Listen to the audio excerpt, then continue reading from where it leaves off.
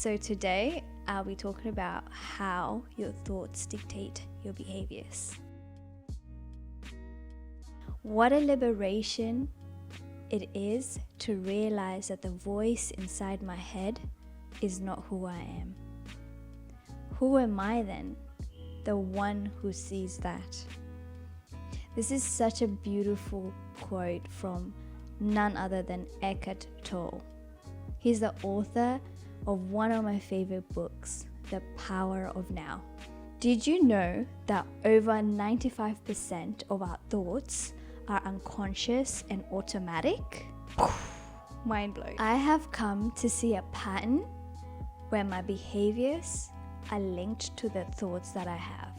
This realization has been the best thing to happen to me. Why? This means that you can change the course of your life just by being observant of the thoughts that you're having and being able to change the narrative in your own mind. For example, I realized some mornings I would wake up and have thoughts that went like this. I feel so tired. I should stay in bed longer. Sleep feels so good. I feel down. I have so much to do today. And I would choose to accept such thoughts, even though I did it unconsciously. Is it surprising that I ended up having a day that was sluggish and a day that didn't feel fulfilling to me? No, and I did end up having a crappy day. What would you expect? Whereas now, after realizing that our thoughts influence our behaviors, I replace those thoughts that I don't want with the thoughts that I do want. For example, I feel so tired to I feel so energized. I would just switch it up. I should stay in bed longer today too. I'm so grateful I woke up today and I get to experience another day. And guess what? I end up having a wonderful day. A day with more energy and a day that was more fulfilling to me. This is all because I chose to replace thoughts that weren't bringing any value to my life and weren't uplifting to thoughts of encouragement and empowerment. I am sure you've experienced this in your lives as well. Letting such thoughts creep in, and it makes us feel powerless. Some people may choose drugs, alcohol, medicines to shut those thoughts off. You don't need to fight these thoughts or silence them. Be conscious of your thoughts so you can choose actions that will end up making your life much better.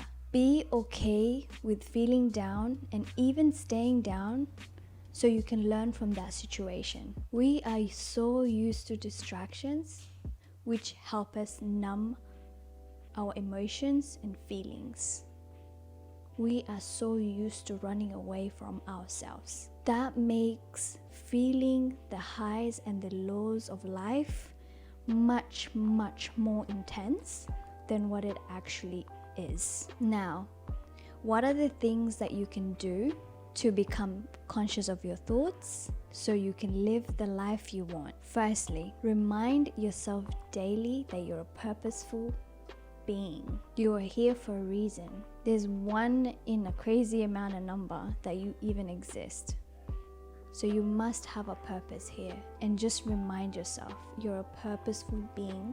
We're here to experience, to learn, to grow. Even though sometimes you might feel so stuck and there's no way out, there's always a way out too. Remember, you're not your behavior. Think about when you were a kid. There were things you did then that you don't do now. So do not think, even for a second, that your behaviors are fixed. So many of us use words. Words are so powerful to put ourselves down. For example, one would say, I'm a lazy person. I could never do that. I get moody so quick. I get angry. This is just who I am. Referring to their behaviors, not knowing that those behaviors, the things they used to doing, it's just habitual things. Things that you've been doing over and over again, and you confuse that to who you are. Well, truly, you are none of those things.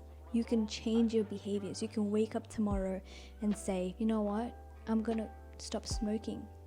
I know that's easier said than done, but there's people who have quit crazy addictions cold turkey, not because of therapy, not because of rehab, because they changed something in their mind and they were able to transform themselves and not be stuck in those behaviors. Remember, your behaviors are not fixed. Third, begin to act as if the person you would love to be were already here. A lot of us suffer from self-doubt, not loving ourselves truly, seeing the best in others but not in ourselves. If you use that formula of already believing that that person that you love to be is already here, you will take actions that that person would take, and it will land you where? It will land you to that person. For example, if you see yourself as a healthy, fit person, the way you serve yourself your meals, the way you eat, if you truly eat from the place of believing that you're that person that is healthy and fit, you're going to eat like that person. So that in itself, it will stop you from doing things that you're so used to doing. I hope that you have found value in this video. Let me know if you have any questions in the comments, and please don't forget to like and subscribe. Much love, and see you next time.